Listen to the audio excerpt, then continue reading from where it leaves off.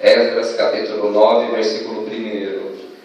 Acabadas, pois, estas coisas, vieram ter comigo os príncipes, dizendo: o povo de Israel e os sacerdotes e os levitas não se separaram dos povos de outras terras com as suas abominações, isto é, dos cananeus, dos heteus, dos ferezeus, dos jebuseus, dos amonitas, dos moabitas, dos egípcios e dos amorreus.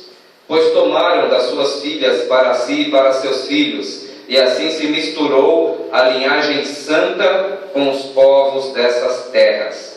E até os príncipes e magistrados foram os primeiros nessa transgressão.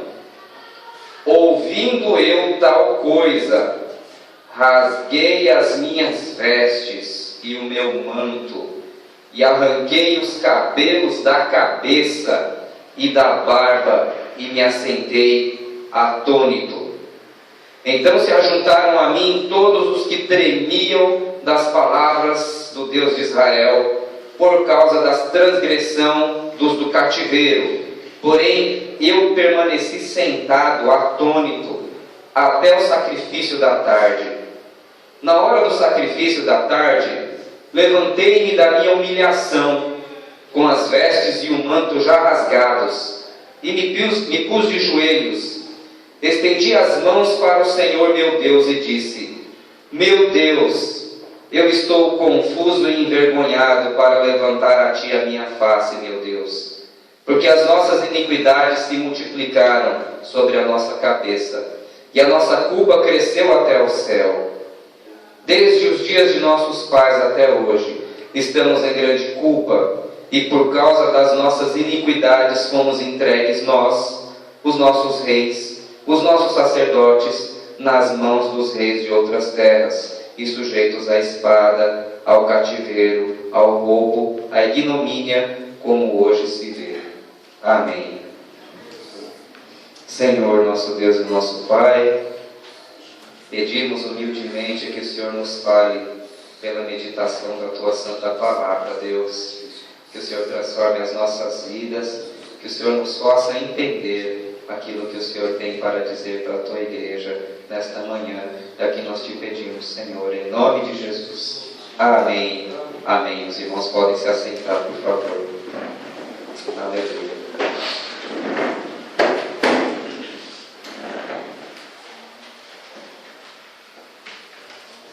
A gente sabe que Deus separou dentre os povos um homem chamado Abraão. Abraão foi o patriarca da fé de Israel. Primeiro foi Abraão e depois, quem foi o filho de Abraão?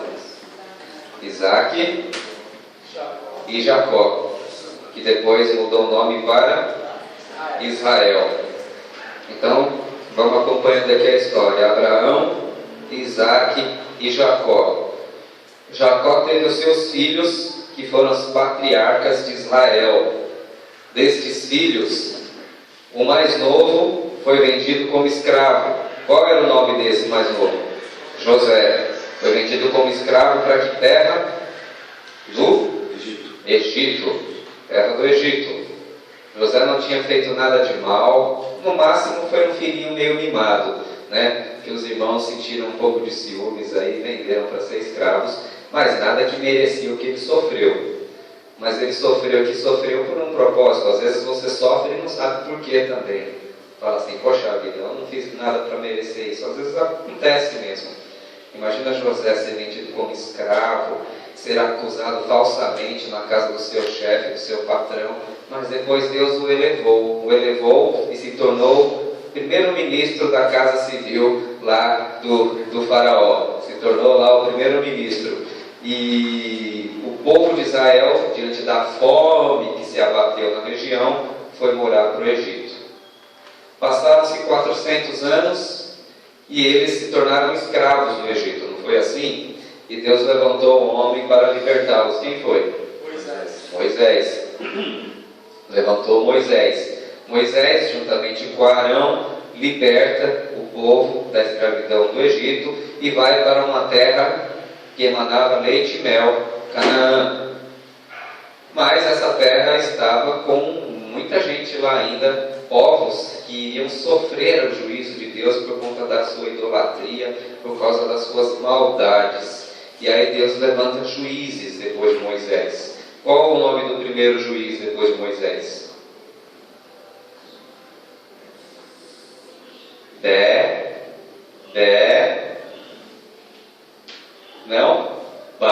Não, Josué. Débora também, mas foi depois, foi pegadinha. Foi pegadinha. Aí Deus levanta juízes para expulsar aqueles povos da terra de Canaã e para julgar o povo de Israel também. Há uma sucessão de juízes. Débora é uma delas, né, Kátia? Débora é uma dessas juízas, né? Uma mulher foi levantada como juíza também. E o tempo de juízes era assim: o povo ora, quando o líder era bom, o povo vivia em santidade, aí morriam os líderes bons, o povo caía e ficava nessa gangorra espiritual, né? O povo de Israel subindo e descendo. Até que Deus levantou o último juiz. Quem sabe qual foi o último dos juízes e profeta também em Israel, antes que tivesse um rei? Samuel foi o último juiz, e Deus levantou Samuel, e o povo pediu um rei. Qual foi o nome do primeiro rei? Saul. Saul era um rei bom? Não foi um rei bom. Saul ele ficou um tempo no trono, mas Deus levantou um outro para suceder. Qual o nome do outro rei que sucedeu Saul? Davi. E isso, o homem segundo o coração de Deus. Davi estava fazendo o que quando ele foi chamado por Deus? Estava ali pastoreando ovelhas, era um pastor de ovelhas. Muito bem.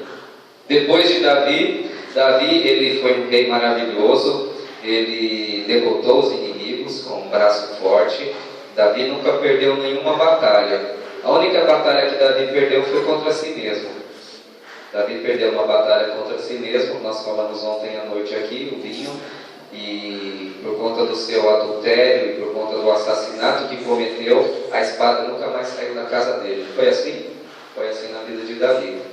Davi enfrentou muitas crises. Teve um filho que violentou uma das suas filhas, um filho que assassinou o outro filho, um filho que quis tomar-lhe o trono, e morreu ali dando ordem para que se matasse os seus inimigos, né? Na Record basta ele dando tchau, falando aquelas coisas todas bonitas. No leito de morte, Davi só foi dando o nome dos fulanos e ciclanos que deveriam ser mortos, inimigos do próximo rei, que é Salomão.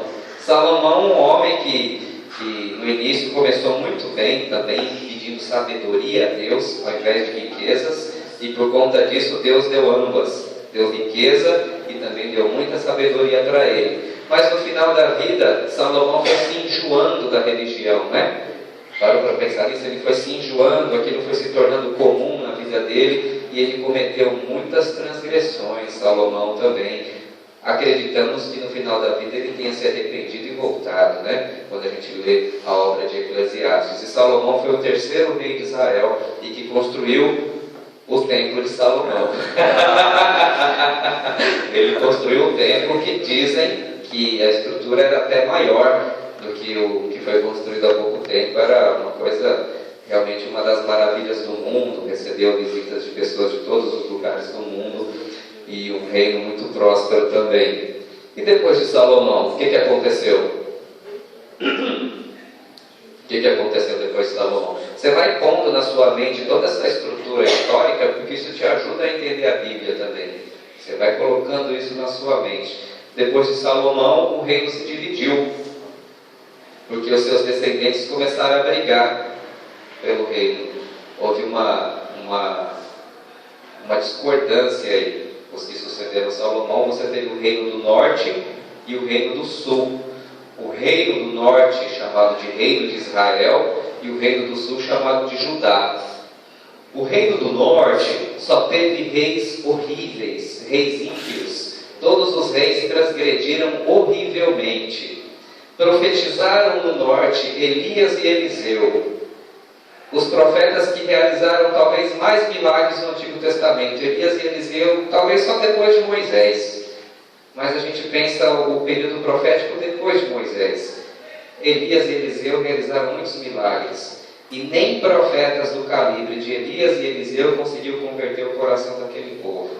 Em 720 a.C., surgiram os assírios e destruíram o reino do norte e levaram os israelitas cativeiro. Isso foi muito profetizado. E aí acabou o reino do norte, que era onde tinham ficado as 10 tribos de Israel. Acabou, foram trucidados e nunca mais se levantaram até os dias de hoje. Acabou. Osés falou: não mais meu povo. Então, para algumas pessoas acaba a chance, enche a medida dos seus pecados, e Deus diz: não mais meu povo, e nunca mais foi reconstruído. No lugar ali ficou Samaria, os samaritanos, que foi um grupo de gente misturada, de religiões misturadas, ideias misturadas, que nunca foram aceitos pelos judeus. Vocês vão ver isso no Novo Testamento. No Reino do Sul, lembra? Esse foi o Reino do Norte. No Reino do Sul, teve reis bons e reis maus. Reis bons como Ezequias, como Uzias, que também tiveram seus problemas.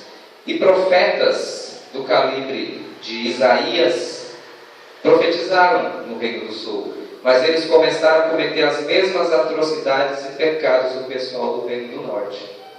Mas o que acontece? O Reino do Norte caiu em 722 a.C. e o Reino do Sul em 600 e pouco. Demorou um pouco mais e foram levados para o cativeiro babilônico. Quem levou o pessoal do Reino do Sul para o cativeiro babilônico foi um rei chamado, começa com M, Nabucodonosor. Ele levou cativo os israelitas para a Babilônia. Quem profetizou isso foi Isaías. Profetizou, falou: vocês precisam se arrepender, senão vocês vão ser levados cativos. Depois profetizou Jeremias. Jeremias viveu um momento de tensão quando Judá é invadido, sabe? Jeremias, ele viu a destruição. E Jeremias, assim, é de dar dó, porque nunca deram atenção para Jeremias. Jeremias, ele não queria estar naquilo. Ele foi chamado por Deus. Eu não quero entrar nesse negócio, mas eu estou te chamando. Eu te dei para o profeta entre as nações. E ainda não deixou ele casar. Já não pôde casar. Ele falou: e tu não vai casar, tu não vai casar. E ele profetizava e só apanhava.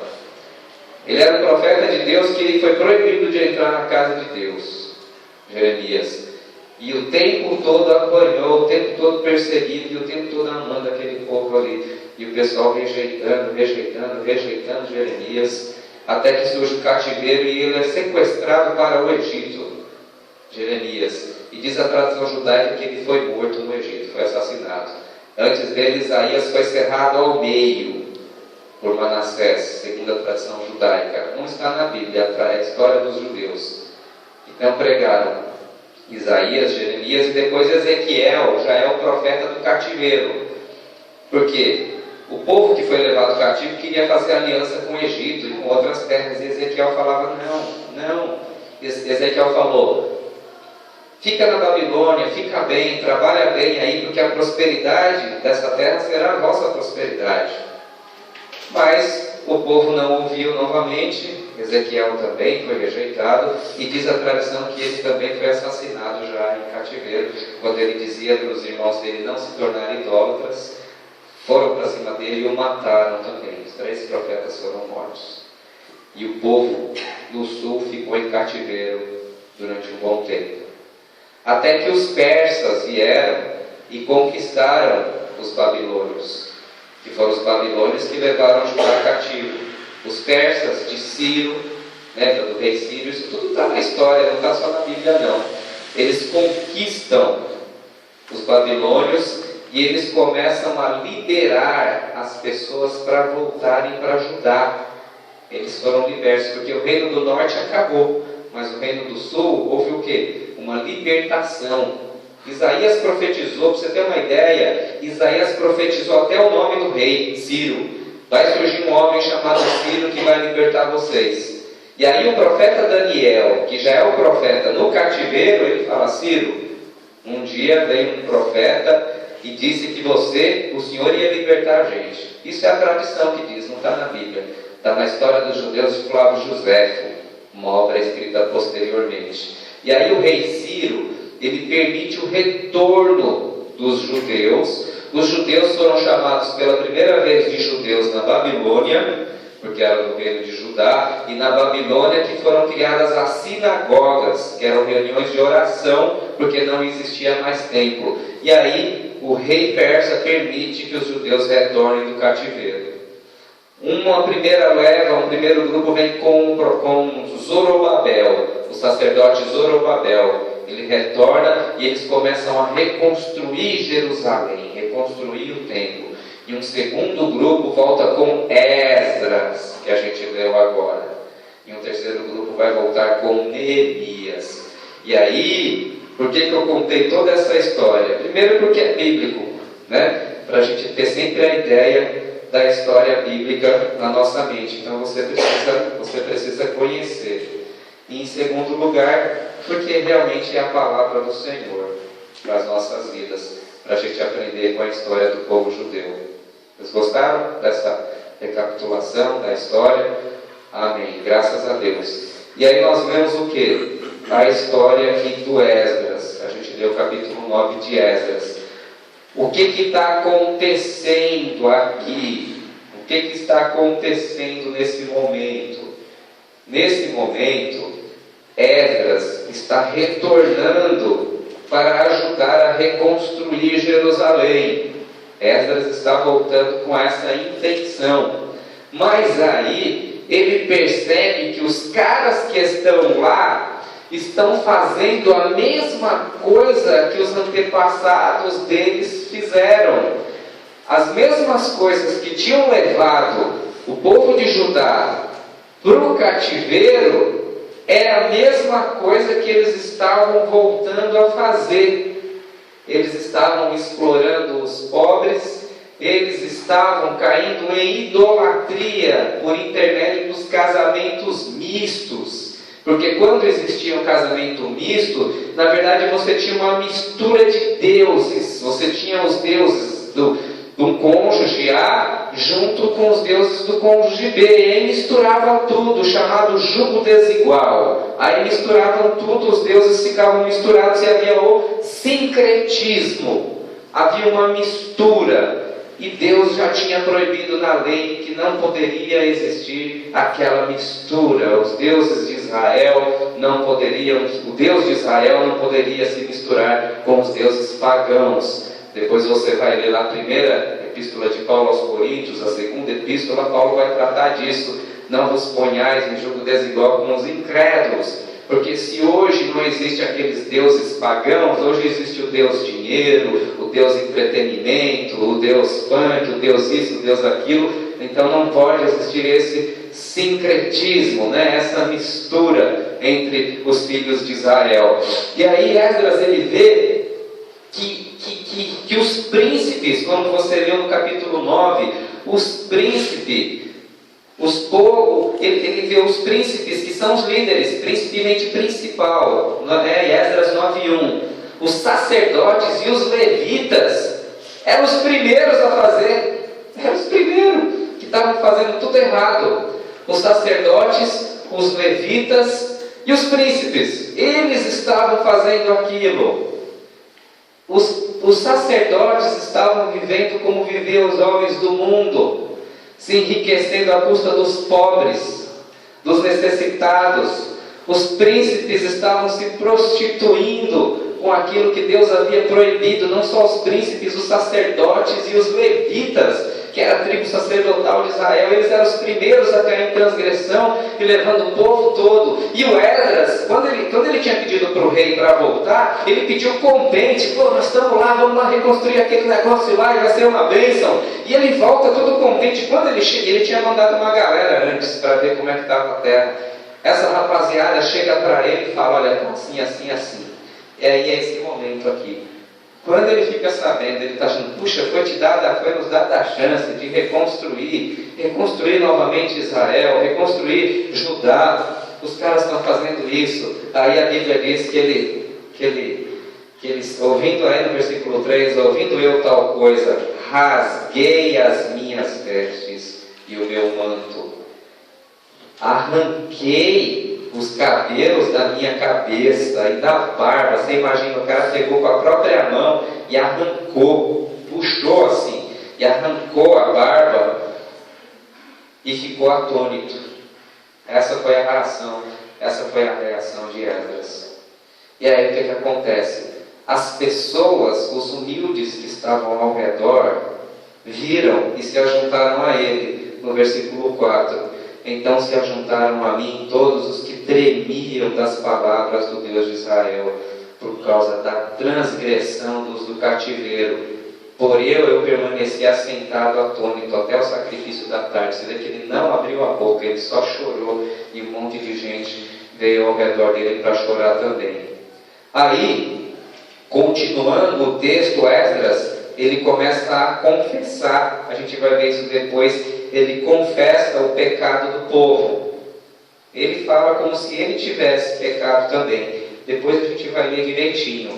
E aí no capítulo 10, o povo, vendo a situação de Esdras, a começar dos humildes, começa a influenciar todos os demais se arrependem e finalmente largam os pecados que estavam fazendo.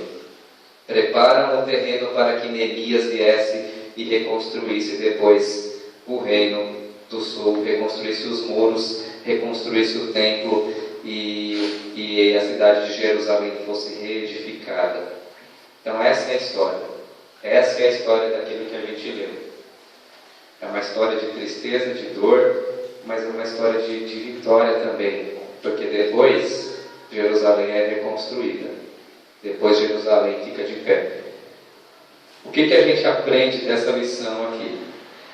O que fez com que Esdras fosse usado para a reconstrução da cidade de Jerusalém, tremendamente usado pelo Senhor para que Jerusalém fosse reconstruída? Esdras, ele se envolveu com a reconstrução de Jerusalém. Esdras, ele se ofereceu para reconstruir a cidade. Ele se ofereceu para conduzir o povo de Deus a voltar à verdadeira adoração. Então só será usado por Deus uma pessoa que ousar se envolver. Muitos na Babilônia preferiram continuar com seus próprios comércios, com seus próprios afazeres, fazendo aquilo que sempre fizeram, casando, dando-se em casamento, se envolvendo com as suas próprias coisas particulares, e muitos, a maioria, não moveu um dedo para que Jerusalém fosse reconstruída. Mas Esdras, ele ousou se envolver. Ele disse para Deus assim: eis-me aqui, envia-me a mim, porque eu quero ser usado na reconstrução de Jerusalém. Eu não posso olhar para a cidade de Jerusalém, vê-la destruída assim, vê-la largada, a miséria, a pobreza, a desgraça, e não fazer nada. Então Esdras, ele o que? Ele se envolve pessoalmente na reconstrução de Jerusalém. Ele diz assim: eis-me aqui, envia-me a mim, ó rei, permita que eu vá lá ajudar o meu povo a reconstruir Jerusalém. Então, essa é a primeira atitude que uma pessoa que deseja ver a obra de Deus reconstruída precisa ter, que é qual? O envolvimento. A pessoa precisa querer se envolver pessoalmente. Eu quero estar envolvido nesse negócio aí, eu não quero estar somente de espectador, eu quero ser autor dessa história, eu quero entrar para a história que continua sendo escrita, a história do povo de Deus, como alguém que fez a diferença e ajudou a reconstruir Jerusalém. Eu quero me envolver nesse negócio aí, eu não posso ficar somente parado e deixando as coisas acontecer como um ouvinte imóvel. Não, eu quero me envolver na reconstrução de Jerusalém, na reconstrução dos muros, na reconstrução do templo e na reconstrução das vidas também. Eu preciso me envolver pessoalmente nesse negócio aí. E Esdras foi usado porque ele ousou se envolver. Ele ousou ser usado pelo Senhor para a reconstrução da obra que ali acontecia. Então ele foi alguém que se alistou no exército de Deus para fazer a diferença também. Alguém que deixou para trás toda a prosperidade da Babilônia, que deixou para trás toda a estabilidade da Babilônia, porque os judeus estavam vivendo bem na Babilônia, sob o domínio dos persas agora. Eles estavam vivendo bem, mas eles abandonam. Esdras é uma pessoa que abandona tudo e vai para um lugar completamente abandonado, para um lugar que estava detonado pela guerra, para reconstruir a obra e os muros da cidade e reconstruir Jerusalém também.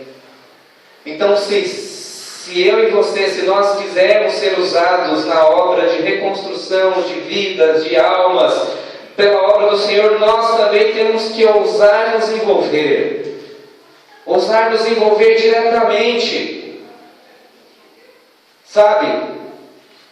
Uma vez eu vi uma ilustração e achei muito bonita essa ilustração, muito interessante, muito inteligente, falando assim de uma pessoa simples e uma pessoa muito inteligente, muito cheia de talentos, muito usada. Aí a pessoa comparou assim, um Fusquinha com uma Ferrari. Um Fusquinha anda quanto por hora, seu Belmiro? Mais ou menos? 120? 80, 40? 120 ali, porção da barra. E uma Ferrari? 280. Pois o fato é que há muitos Fusquinhas na obra do Senhor andando a 120, mas há muitas Ferraris andando a 40 por hora. É melhor um Fusca andando a 80. Um Fusca andando a 80 por hora está produzindo praticamente 3/4 da sua capacidade. E uma Ferrari andando a 20, a 30, não está produzindo nem 10%. Há muitas Ferraris andando a 40 por hora. Eu quero ser o Fusquinha andando a 80 ou a 120. Ouse se envolver na obra da reconstrução de Jerusalém, da reconstrução dos muros. Não se permita ser roubado no sonho do teu ministério, da tua vida com Deus. Acelera, Ayrton, acelera. Acelera. Ou então seja uma Ferrari andando a 280, né? A 280, a 240. Façamos como Esdras, né? Ousemos nos envolver, deixemos toda a estabilidade da Babilônia de lado e ousemos nos envolver no sonho de ver Jerusalém reconstruída. Esdras, ele também se permitiu se angustiar. Ele se angustiou. Um homem que arranca o próprio cabelo e a própria barba tem que estar muito angustiado, não é mesmo? E ele se angustiou porque ele viu os mesmos erros que foram cometidos no passado serem cometidos por aquele povo, e ele se angustiou. Ele mesmo não estava fazendo aquelas coisas, ele não era adúltero, ele não estava roubando, ele não estava envolvido com aquelas coisas, mas ele se deixou pessoalmente angustiar. O que angustia a sua vida? O que tem te angustiado? Sabe por que não tem angústia na casa de Deus? Porque a gente está distraído com muitas coisas. E aí, a gente deixa de prestar atenção nas coisas que deveriam nos angustiar. Esdras, ele fez confissão pela sua nação. O que nos angustia que acontece na nossa nação que deveria nos angustiar, fazer a gente arrancar a nossa barba e o nosso cabelo também? Quantas coisas acontecem? Ontem eu vi uma foto no Facebook que uma pessoa postou de uma senhora de 85 anos seminua, largada num corredor de um hospital. Eu não tive coragem de compartilhar aquilo. Mas isso nos angustia. Os hospitais lotados. Ontem a gente estava com os jovens aqui, permita-me, vou sem citar nomes, mas uma criança mencionando a situação. Mamãe vai para o baile e me deixa em casa na cama e fala que tem um diabo debaixo da minha cama, que se eu sair o diabo vai me pegar. E a mamãe vai para o baile. Isso te angustia?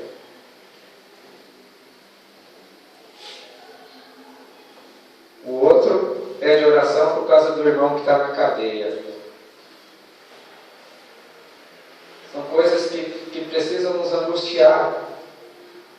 Quando a gente olha para uma igreja falo essa igreja, mas para uma igreja que se esqueceu dos pobres, dos miseráveis, dos necessitados, de uma igreja que começa a copiar as mesmas atitudes que o mundo tem lá fora, quando os seus sacerdotes e os seus líderes começam também a viver como reis no mundo, enquanto suas ovelhas vivem em barracos, na sarjeta. Isso precisa nos angustiar também. Isso precisa nos angustiar também. A vida das pessoas ao nosso redor que a gente prega, a gente de dentro da nossa casa, que viram as costas ao Evangelho, ao Senhor, dia após dia, isso precisa nos angustiar também. Então, na Bíblia parece que Deus usa a vida de pessoas que se angustiam. Gente que se permitiu ser dominado pela angústia. Porque quando a angústia chega, a primeira coisa que a gente faz é tentar se distrair. Não pense. Nós não podemos pensar e achar que só porque uma pessoa tem um conhecimento teórico da Escritura, ela vai para o céu. Não vai. Não vai. É uma pessoa bacana, legal e tal, mas sem nenhum compromisso com o amor ao Senhor, com a palavra. Jesus disse: aquele que me ama guarda a minha palavra. Não foi assim? E quem não ama não guarda a palavra. Não pense você que essa pessoa estará com Cristo se ela não se arrepender. Não vai. Não vai. Não vai. E a gente precisa se angustiar pela vida dessa pessoa. A gente precisa chorar por ela também. A gente precisa se envolver na dor, porque quando você se permite ser angustiado, na verdade é Deus compartilhando a angústia dele comigo e com você. É Deus te pondo de joelho para chorar. Deus, Ele nunca rejeita a oração de uma pessoa que está angustiada. Nunca. Lembra de Ana? Ana não podia ter filhos e o pessoal zombava dela, né? Ela não podia ter filhos, não tinha o privilégio que você tem, Raquel.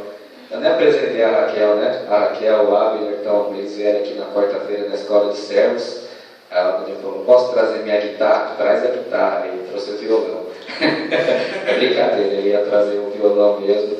Sejam muito bem-vindos em nome de Jesus, viu? Eis aqui, nossa família de Cristo aqui.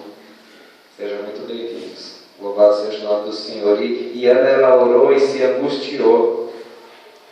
E quando ela se angustia na presença do Senhor, o sacerdote, ele diz que ela ia ser, depois de confundi-la como uma bêbada, ele diz e fala que ela vai ser abençoada, e foi. E aí aquilo que ela recebeu, ela consagra ao Senhor. Deus vai dar mais 5 para ela, né? Ai, Deus, eu só pedi mais 5. Quem mandou, né, se angustiar? Deus foi lá e atendeu. Esdras é um exemplo de alguém que se angustiou. Depois você vai para o início do livro de Neemias, quando ele fica sabendo que a situação ainda está ruim em Jerusalém, no capítulo 1, a Bíblia diz que ele orou, chorou, jejuou e se angustiou pela situação. E Deus foi lá e atendeu a oração de Neemias também, usando ele. Então, e no Novo Testamento, tantos exemplos assim de pais que se angustiam pelos filhos, né? Aquele pai que chegou e se ajoelhou diante do Senhor e fala: Senhor, meu filho é tomado por demônios, e que o jogam para lá e para cá e até no fogo. Então há algo que Deus faz. Quando você se angustia por uma situação, é porque Deus quer fazer alguma coisa diferente através da sua vida.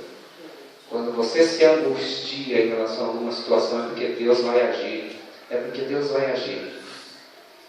Essa semana eu tenho acompanhado, a gente tem colega que está lá na Síria, no Oriente Médio, e a gente vê aquelas cenas de cristãos. Eu assisti essa semana, quase vomitei, vendo aquela cena de um cristão sendo forçado a ajoelhar e a negar a fé, e ele não rezou direito, e por conta disso veio um muçulmano e passou o facão no pescoço dele. E eles mesmos filmam e mostram para o mundo, né? Eu quase vomitei quando vi aquilo. E eu fui para o banheiro do tribunal e fui chorar, não aguentei, fui chorar. E a gente vai acompanhando. Quem se importa? Quem se importa? Quem se angustia? Um bando de gente morando lá no deserto do Oriente Médio, da Síria, do sul do Iraque. Quem se importa? quero mais é minha prosperidade, é comprar o meu carro, pagar a minha casa, fazer as minhas coisas. Irmãos, isso tudo não vale nada, isso tudo é lixo comparado com o reino de Deus. São nossos irmãos, crianças, fileiras enormes de crianças, jovens e velhos, sendo massacrados e torturados para negar a fé. E a gente aqui preocupado, a igreja brasileira preocupada em prosperar, em ganhar dinheiro, em engordar o pessoal, engordar o povo. Tem que se angustiar, tem que chorar por essa situação. Não precisa ir muito longe, né, Aragão? Aqui ao redor mesmo a gente conhece histórias de gente que vem aqui mesmo na congregação, se ouve a história. Ademir, há 6, 7 meses, ele é o primeiro a chegar e o último a sair. Chega aqui, faz um café para todo mundo aqui, sabe? Prepara tudo, dá aula para as crianças aí, na situação dele. Vem três jovens aí, enquadram ele na Rodoanel e levam a moto dele. Agora ele tem que levar 2h30, 3 horas para chegar aqui. Está fazendo a obra de Deus, não está cobrando nada, não recebe nada, ninguém não ganha nada. Por quê? Sabe? Mas a gente não vai unir o nosso discurso daqueles que diz pena de morte. Não, Deus abençoe os ladrões que levaram, mas por quê? Né?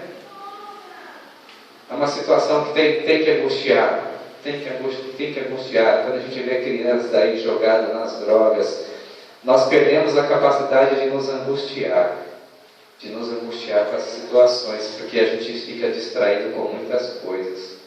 E a gente tem que clamar ao Senhor para que Ele compartilhe conosco essa capacidade de nos angustiar e de nos envolvermos. Eu vi a notícia aí que a Fundação Casa se tornou uma nova FEBEM. Era para ser um centro educativo, para retornar as crianças ao convívio social. Virou uma nova FEBEM. E cada jovem daquele, eu sei porque eu passei por lá. Cada jovem, quando quer sair de lá, ele fala: eu quero ir para o mundo, quero ir para o arrebento. Eu quero ir para o arrebento. E ir para o arrebento é fazer pior do que ele fez quando foi para lá. E voltar para o arrebento. Não queira sair daqui e voltar para o arrebento. Porque não tem melhor coisa na vida do que você chegar em casa, seu filho vir pular no seu pescoço e dizer papai. Não tem coisa melhor na vida do que isso. E as pessoas acham que família é uma coisa normal. Uma coisa que todo mundo tem. Não é. Porque você pode ver, aonde a religião recua, a família acaba também. E é o que já está acontecendo já. Você pensa que religião é invenção da sociedade, que família é invenção da sociedade? Não é. Família é invenção da religião. Qualquer religião, não falei cristã, aonde se tem casamento é porque tem uma crença num Deus. E à medida que diminui a crença no Deus, o cara não tem medo de sair aí engravidando 5, 6 mulheres. À medida que vai diminuindo a crença no Deus, os casais do mesmo sexo começam a se unir e exigir direitos e cabem no restante da sociedade. Não estou dizendo que eles não têm o direito de brigar porque eles querem. Aonde diminui a crença em Deus, a família vai acabando no sentido de ser família, que é o que acontece nas sociedades ocidentais hoje. Isso precisa nos angustiar também. Isso precisa nos angustiar. Crianças crescendo sem referência de um pai, de uma mãe. Crianças crescendo, sendo educadas por traficantes, sendo educadas por gente que está na rua. A gente conhece essa realidade. Não é assim? Não é assim, Arthur? Não é assim? Então a gente precisa se angustiar, porque Esdras, ele ousou se envolver e se angustiar por essa situação. Quando você se angustiar por uma situação, saiba que é Deus compartilhando a dor dele com você e usando a sua oração para fazer uma transformação em Jerusalém. Deus vai usar a sua vida se você se permitir angustiar e sofrer pela situação daqueles que necessitam de um toque de Deus. Em terceiro lugar, Esdras fez uma coisa que a gente não está acostumado a fazer, porque a nossa religião é muito individualista. Quando ele confessa pecado, você vai ver aqui no capítulo 9, ele confessa o pecado como se ele mesmo tivesse cometido. E aí eu vou ler para vocês aqui, a partir do versículo 7. Ele vai confessar o pecado do povo. Desde os dias, Esdras 9:7, desde os dias de nossos pais até hoje, estamos em grande culpa, e por causa das nossas iniquidades, fomos entregues nós, os nossos reis e os nossos sacerdotes, nas mãos dos reis de outras terras, e sujeitos à espada, ao cativeiro, ao roubo, à ignomínia, como hoje se vê. Agora, por breve momento, se manifestou a graça da parte do Senhor nosso Deus, para nos deixar alguns que escapem, para dar-nos estabilidade no seu santo lugar, para nos iluminar os olhos, ó Deus nosso, e para nos dar uma boca de vida em nossa servidão. Porque somos servos, porém na nossa servidão não nos desamparou o nosso Deus, antes estendeu sobre nós a sua misericórdia, e achamos favor perante os reis da Pérsia, para nos reviver, para levantar a casa do nosso Deus, para restaurar as suas ruínas, e para que nos desse um muro de segurança em Judá e em Jerusalém. Então ele está agradecendo a Deus, porque eles foram poupados no cativeiro. 10. Agora, ó nosso Deus, que diremos depois disso? Pois deixamos os teus mandamentos. Ele está falando na primeira pessoa do plural. Esdras não deixou os mandamentos de Deus. Quem deixou foi o povo. Mas ele confessa como se ele estivesse deixado também. 11. Que ordenaste por intermédio dos teus servos, os profetas, dizendo: a terra que entrais para possuir é terra imunda pela imundícia dos teus povos, pelas abominações com que na sua corrupção encheram de uma extremidade a outra. Por isso não dareis, 12, por isso não dareis as vossas filhas a seus filhos, e suas filhas não tornareis para vossos filhos, e jamais procurarei a paz, o bem destes povos, para que sejais fortes e comais o melhor da terra, e a deixeis por herança a vossos filhos para sempre. 13. Depois de tudo que nos sucedido por causa das nossas más obras e da nossa grande culpa, e vendo ainda que Tu, ó nosso Deus, nos tem castigado menos do que merecem as nossas iniquidades, e ainda nos destes este restante que escapou. Olha o 14. Esdras não fez isso. Tornaremos a violar os teus mandamentos e aparentar-nos com povos dessas abominações? Não te indignarias tu assim contra nós, até de todos consumires, até não haver restante, nem alguém que escapasse? Ah, Senhor Deus de Israel, justo é, pois somos restantes que escaparam, como hoje se vê. Eis que estamos diante de Ti em nossa culpa, porque ninguém há que possa estar na presença por causa disso. Então Esdras, ele confessa o pecado de Jerusalém como se fosse o pecado dele. Você já orou desse jeito? Você já orou desse jeito? Quando você olha para a sua família e vê que na sua família não tem oração como deveria ter, reverência a Deus, e você orar pela sua família, e você é uma pessoa que busca, você é como Esdras, você busca a presença de Deus, você ora, você tem compromisso, mas você orar pela sua família, perdão, Senhor, porque nós não buscamos o Senhor como nós deveríamos. Fazer como Esdras orou. Perdão porque nós não oramos, nós não buscamos, minha família não é santa como deveria ser. Perdão. Nós não temos te buscado.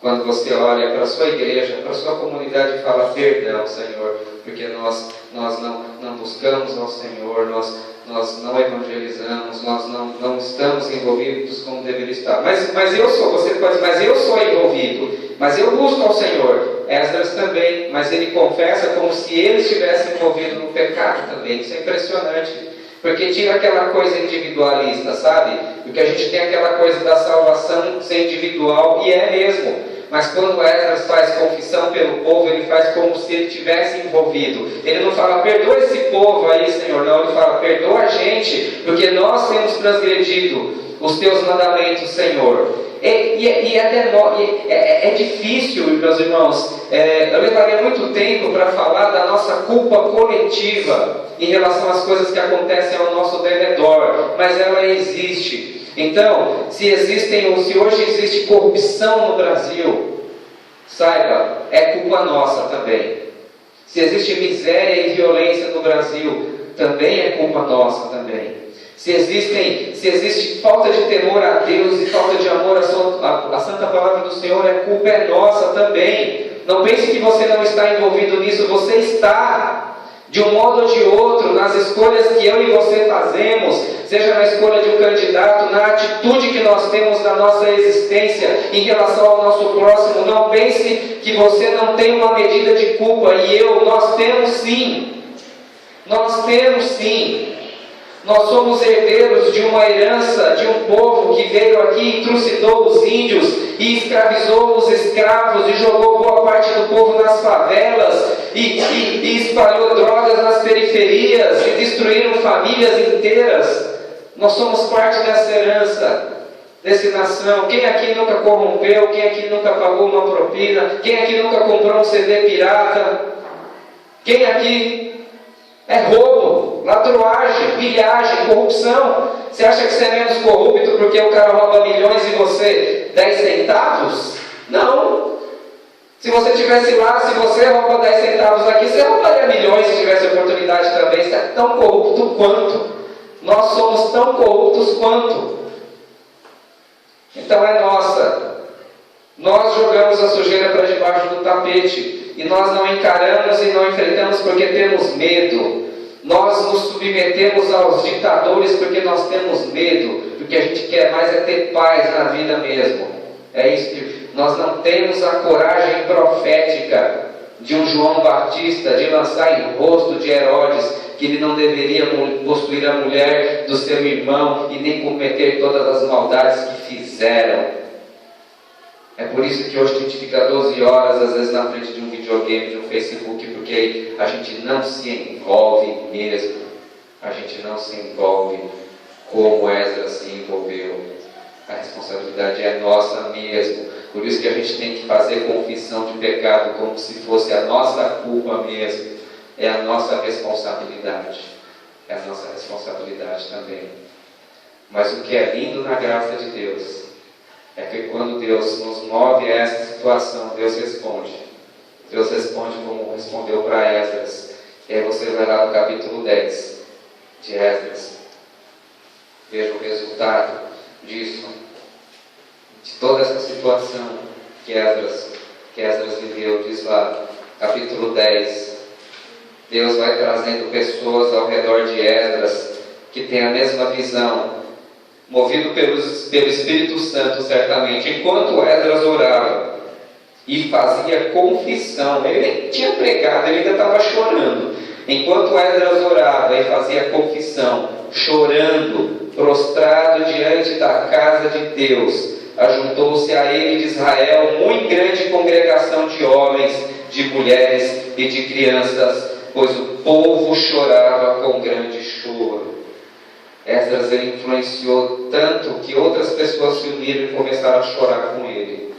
E aí 2, então Secanias, filho de Jeiel, um dos filhos de Elão, tomou a palavra e disse a Esdras: nós temos transgredido contra o nosso Deus, casando com mulheres estrangeiras dos povos de outras terras, mas no tocante a isso ainda há esperança. 3, agora pois façamos aliança com o nosso Deus, de que despediremos todas as mulheres dos seus filhos, segundo o conselho do Senhor e dos que tremem ao mandado do nosso Deus, e faça-se segundo a lei.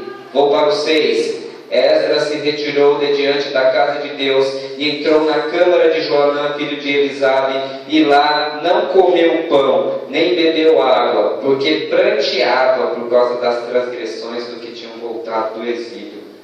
Olha o coração de Esdras. O povo já tinha se arrependido, falando que ia mudar, e ele continuava chorando. Ele assinando o acordo e continuava chorando. O pessoal já tinha deixado as transgressões e ele ainda chorando pelas transgressões do povo, né? Estava lá chorando. Esse é o coração de Esdras. Então, meu irmão e minha irmã, quando nós nos permitimos nos angustiar por Deus, Deus usa a nossa vida para fazer maravilha e transformar. Talvez você precise se angustiar mais pelos da sua casa, chorar mais. Talvez você precise chorar mais, e eu preciso chorar mais pela nossa igreja. Talvez precisamos nos envolver mais com o coração de Deus, para que o Senhor nos use e transformar a realidade dos que estão ao nosso redor. Chore.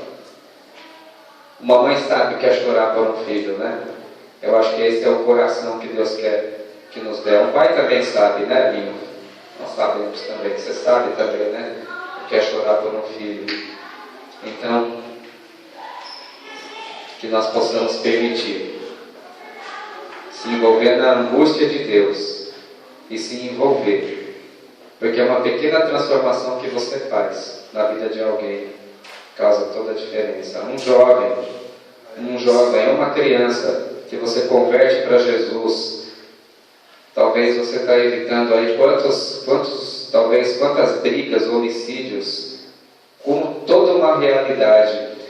Eu falo como alguém convertido há 20 anos e ainda muito precariamente, ainda tentando se converter, mas que eu poderia te dar também uma lista aí de 20, 30 pessoas que viviam, que eu conhecia e que hoje já não caminham mais conosco, porque foram por outros caminhos, e matando, e foram mortos, e entristecendo, foram entristecidos também. Mas nós podemos sermos agentes da vida e fazer cessar toda essa morte que existe aí fora.